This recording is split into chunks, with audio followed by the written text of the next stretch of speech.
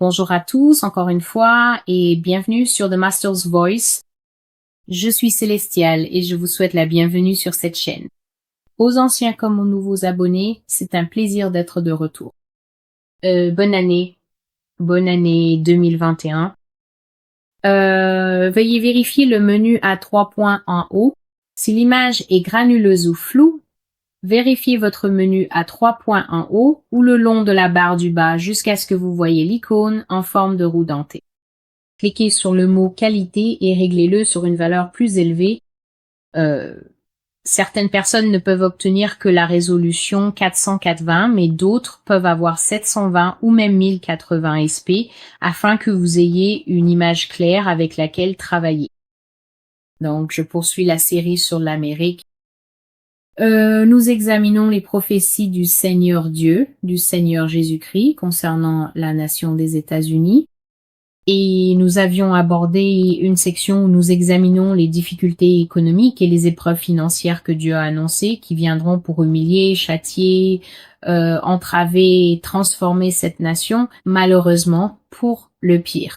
Donc aujourd'hui, j'espère pouvoir faire 2 vidéos, mais je vais commencer par une qui, de façon intéressante, a déjà 2 ans.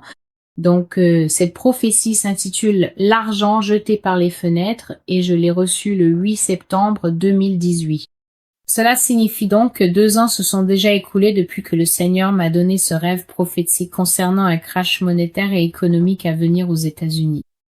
Nous avons donc vu des difficultés liées à la monnaie et nous nous souvenons tous de la crise financière de 2008 qui a commencé en Amérique. Elle a pris naissance ici, n'est-ce pas? Dans le marché immobilier, à cause de la bulle qui existait en accordant du crédit à des personnes qui n'étaient pas solvables malgré tout.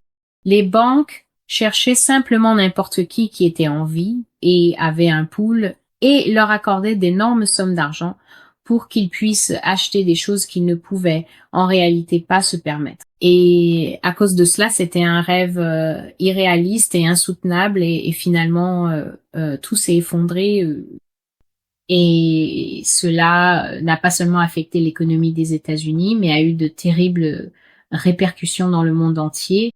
Et donc, ce rêve que le Seigneur m'a donné, c'est exactement cela. Que cela va se reproduire. Le rêve qu'il m'a donné est exactement cela, et dans ce rêve, j'ai même vu les types de personnes. Dieu m'a même montré certaines des personnes qui seraient gravement touchées par le genre de changement sévère et choquant qui surviendrait dans l'économie américaine, et comment cela aurait un effet de retour immédiat sur des personnes qui ressemblaient exactement aux voisins du sud de l'Amérique. Donc j'ai eu 2 rêves, et allons dans le premier. Donc j'étais dans le rêve, je me retrouvais à enseigner à un groupe d'adultes la situation actuelle de la monnaie et la situation concernait spécifiquement la dévaluation de la monnaie américaine, n'est-ce pas? Donc dans ce rêve, la monnaie avait chuté de 60%. C'est exact. Le dollar avait perdu 60% de sa valeur et cela avait provoqué de graves difficultés économiques en Amérique. On ne pouvait littéralement plus acheter, ne serait-ce qu'une fraction de ce qu'on pouvait se permettre l'année précédente. Quelle que soit l'année où cela s'est produit, vous ne pouviez même pas acheter une fraction avec la même somme d'argent de ce que vous aviez pu acheter l'année précédente. Et l'Amérique est devenue extrêmement tendue. Les gens étaient très pauvres. Les gens étaient très exaspérés. Ils avaient des difficultés financières dans leurs rêves, pas. Nous ne parlons même pas du genre de difficultés que vous rencontrez pour payer vos factures ou pour effectuer ces paiements automatiques que presque tout le monde rencontre. Je ne le fais pas. Mais là, il s'agit de nourriture. La situation était devenue telle que les gens peinaient à mettre de la nourriture sur la table. Les gens avaient du mal à nourrir leurs enfants, tant la monnaie, la valeur du dollar américain avait chuté.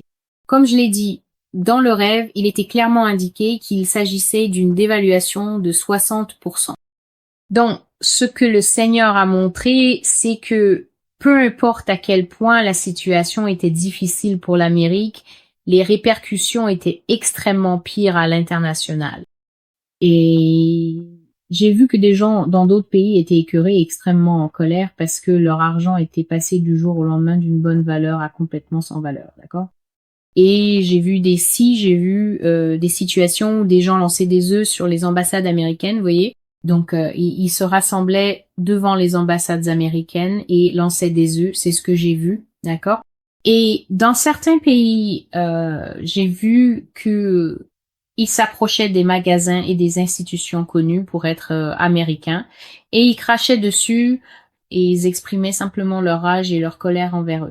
Donc, par exemple, si c'est un pays comme, je sais pas, l'Afrique du Sud ou, vous savez, la France, et qu'il y a un magasin américain évident, comme un magasin American Eagle, un Macy's ou un Apple Store, les gens se rassemblaient devant ces magasins et exprimaient une grande colère, crachaient, lançaient des objets, exprimaient leur colère contre les ambassades et ce genre de choses. Et j'ai constaté qu'il y avait énormément d'amertume à l'étranger. Et pas seulement cela. Le Seigneur m'a montré qu'il y avait aussi une immense tristesse, que le cœur des gens était véritablement brisé parce que le choc économique que leurs nations ont subi a littéralement détruit des vies. Nous savons donc qu'en 2008, ces répercussions ont couvert tout le spectre. Des gens se sont suicidés, tout comme pendant la Grande Dépression. Et ici, j'ai vu à nouveau qu'il y avait un chagrin et une tristesse mondiaux parce que la dévaluation du dollar américain rendait la vie même des gens sans valeur. Leurs emplois, les salaires qu'ils touchaient grâce à leur travail, sont devenus sans valeur. Leurs économies sont devenues sans valeur. La valeur qu'ils avaient investie dans leurs entreprises, les entreprises elles-mêmes sont devenues sans valeur. Les biens qu'ils possédaient, qu'ils étaient encore en train de rembourser, voitures, maisons, peu importe, sans valeur. Tout ce qu'ils possédaient a été instantanément dévalué au point de devenir inutile, et cela parce que le dollar a chuté de 60%.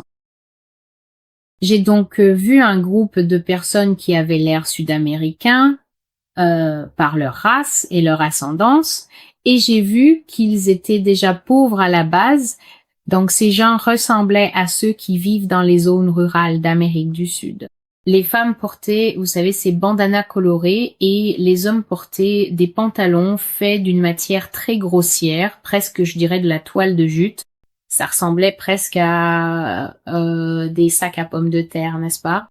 Leurs pantalons étaient maintenus par des bretelles, donc leurs pantalons étaient tenus par des bretelles et ces gens étaient furieux. Ils étaient tellement en colère que certains d'entre eux avaient tout simplement éclaté en larmes. Ils s'étaient effondrés en larmes et d'autres étaient restés silencieux sous le choc, et c'était le comportement général de toutes les personnes à travers le monde, et c'est l'Amérique qui avait causé cela. C'était la faute de l'Amérique. Maintenant, ici, chez nous, Dieu m'a montré la situation des États-Unis et ce que le gouvernement a fait, ce que le gouvernement des États-Unis a fait pour répondre à la situation, c'était de mentir. Ils ont mené une campagne continue, désespérée mais extrêmement bien planifiée, très soigneusement élaborée et bien réfléchie. Cela passait par les réseaux sociaux, cela utilisait les présentateurs de journaux télévisés, cela s'appuyait sur des experts pour mentir au peuple américain, et la campagne ressemblait à ceci. Nous sommes le plus grand pays du monde. Nous sommes les meilleurs. Nous sommes américains. Ne laissez personne vous dire le contraire. N'écoutez pas ce que les autres disent. Même ceux qui, à l'intérieur de nos frontières, parlent négativement ou remettent en question notre grandeur, nous surmonterons cela. C'est l'Amérique. Voilà à quoi ressemblait la campagne. Dans le rêve, Dieu m'a montré que c'était désespéré, mais c'est bien ce qu'était la campagne, et frères et sœurs, je dois dire qu'elle était implacable. C'était rien de moins que de la propagande. C'était à la radio, à la télévision, sur Internet, c'était sur des panneaux publicitaires. Vous le voyez placardé partout, exactement comme on a vu avec la situation du Covid-19, où je ne sais pas comment c'est ailleurs, mais je sais qu'ici, à New York, on ne peut pas faire un pas sans voir un panneau publicitaire vivant sur le Covid-19. Je les appelle des panneaux publicitaires vivants, où vous êtes à la gare ou dans un centre commercial, Et vous voyez ces écrans carrés qui affichent en continu différentes publicités et maintenant ils diffusent aussi des vidéos et ce genre de choses. Toutes les plateformes qui peuvent parler du COVID-19 à New York en parlent. Et cette campagne dans le rêve était exactement comme ça. C'était implacable. C'était sur toutes les plateformes à travers les États-Unis continentaux et le message que l'on répétait sans cesse aux citoyens était que tout va bien. Tout va bien. Ne paniquez pas. Tout va bien. Et un autre message qu'on leur répétait constamment était rien de grave et rien de permanent ne s'est produit. Rien de grave et rien de permanent ne s'est produit.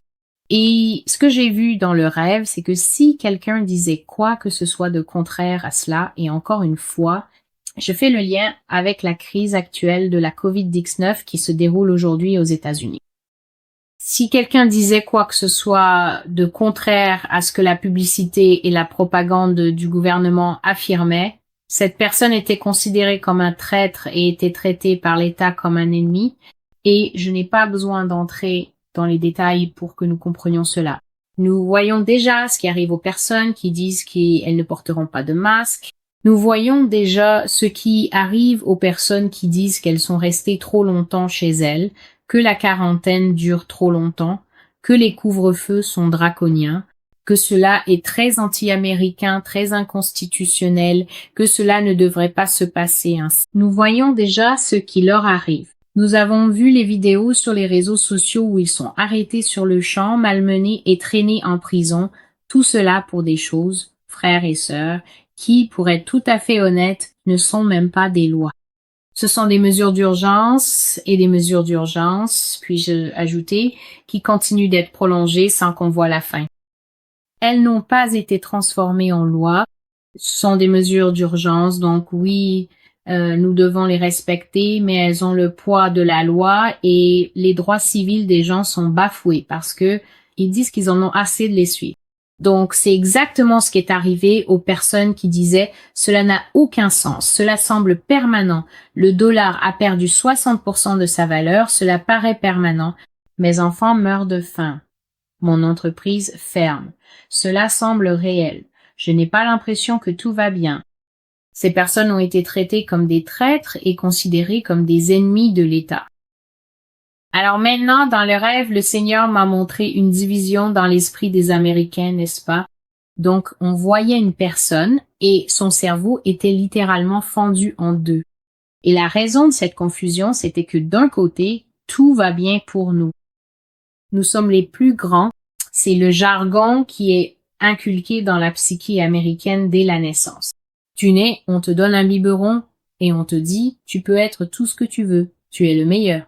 Nous sommes les meilleurs. Il n'y a personne de plus grand. Alors, tu grandis avec ça et cela façonne ta vision du monde. Cela façonne ce que tu penses de toi-même et la façon dont tu perçois le monde qui t'entoure. Mais en même temps, la réalité s'imposait aux gens dans ce rêve. La réalité, c'était que tu ne pouvais pas te permettre d'acheter de la nourriture. Tu ne pouvais pas te permettre d'acheter de l'essence. Tu ne pouvais rien te permettre. Non pas parce que ce n'était pas disponible, mais parce que ton pouvoir d'achat avait été tranché à la machette. 60% de chaque dollar que tu possédais s'était envolé comme Scarlett O'Hara, et peu importe à quel point tu étais riche, tu étais pauvre.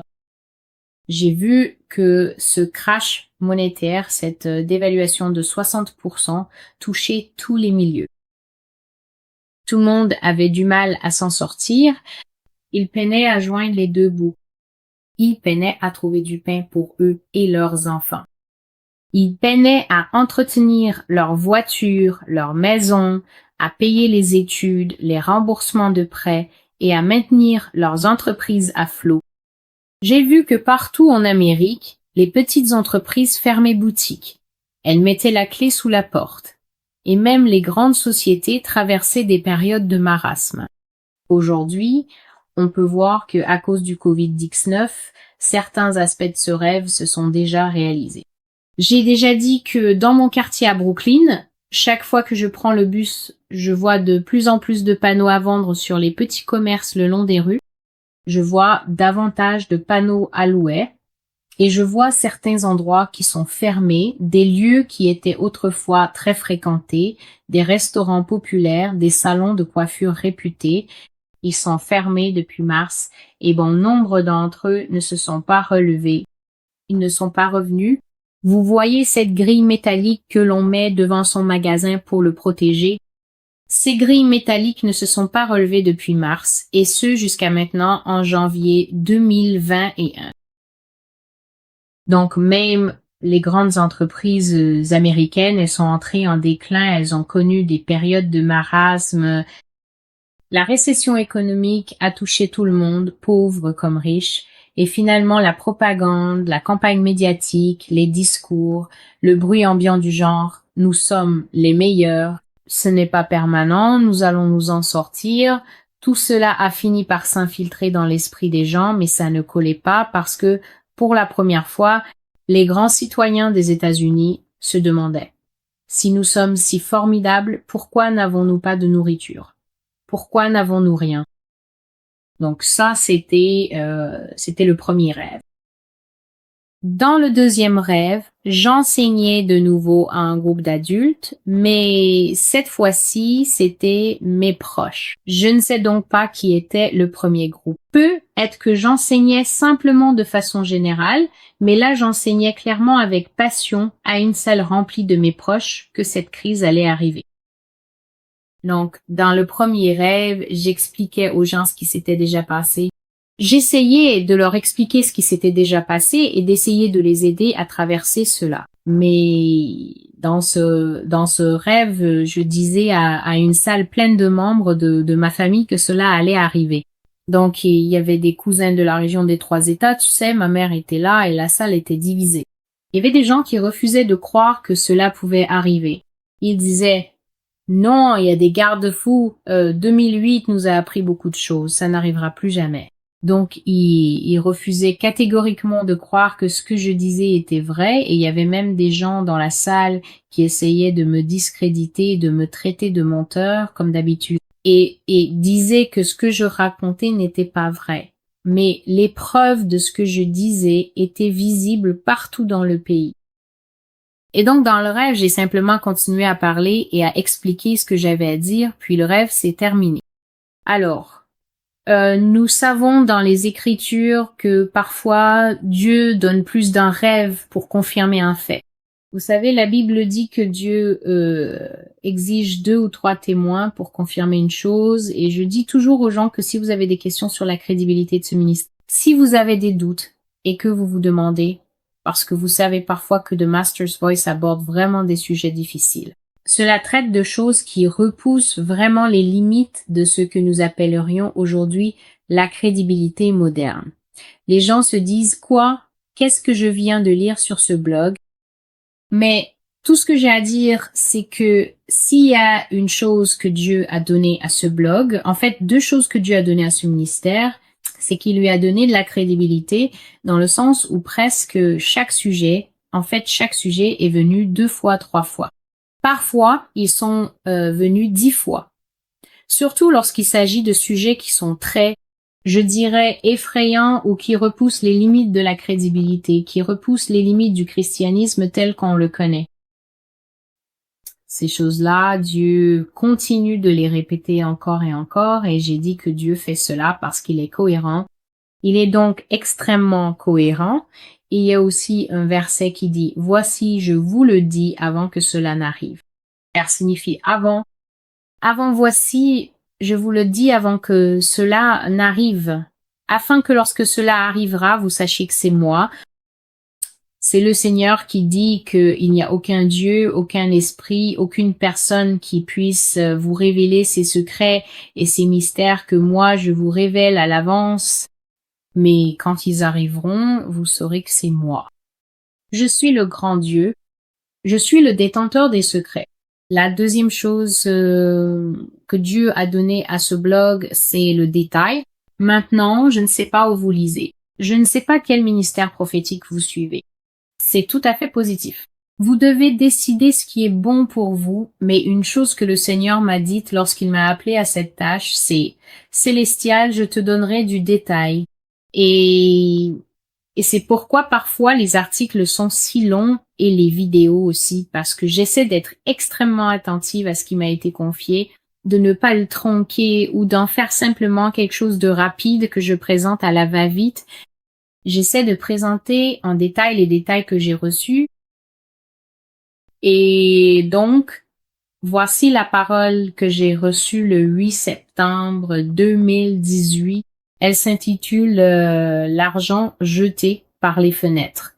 Et l'idée générale, c'est qu'une grave récession économique s'annonce et en fait, il va y avoir un effondrement systémique de l'économie des États-Unis qui effacera plus de la moitié, soit 60% de ses avoirs, de ses économies et de sa valeur comptable. La pauvreté va s'abattre sur cette nation comme un voleur armé lentement au début, mais ensuite une poigne de fer de difficulté va s'installer sur ce pays. Les gens vont commencer à avoir du mal à maintenir leur vie quotidienne, à payer leurs factures, leurs prêts, à faire tourner leurs entreprises. Même des institutions bien établies que l'on pense avoir des poches sans fond vont se retrouver en difficulté, car la vie quotidienne coûte de l'argent et il y en aura tout simplement plus dans l'économie américaine.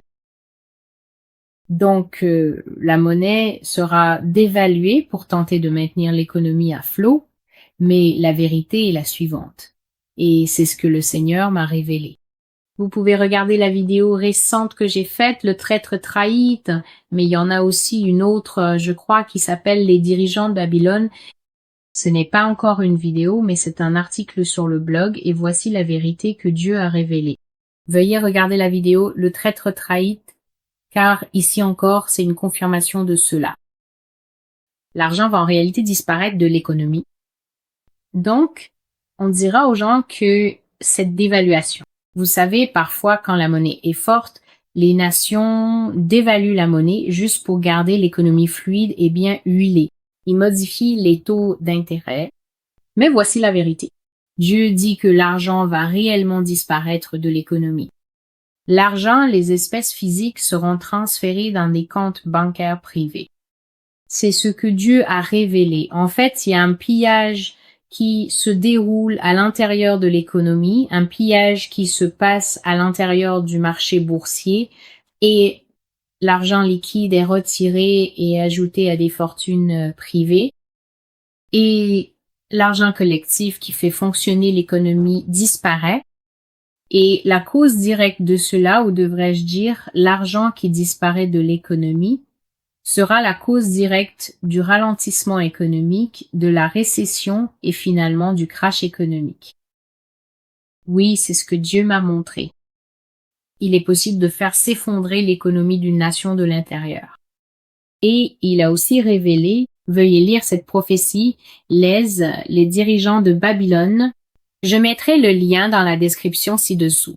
Vérifiez toujours la description pour comprendre de quoi parle la vidéo et pour chercher d'autres liens éventuels afin que vous puissiez voir que ce blog est cohérent et que vous puissiez lire les autres témoignages de ce que je dis. Ici, il est dit que cela a déjà été fait dans cette nation auparavant et que cela se reproduira. Donc, le traître trahit, le marchand perfide agit perfidement et la nation est minée de l'intérieur. Et j'ai transmis la prophétie, l'argent jeté par la fenêtre. Merci d'être avec moi, je suis Célestial. Ceci est la voix du maître. Oui, d'accord. Merci et je reviendrai avec une autre vidéo dès que possible. Que Dieu vous bénisse.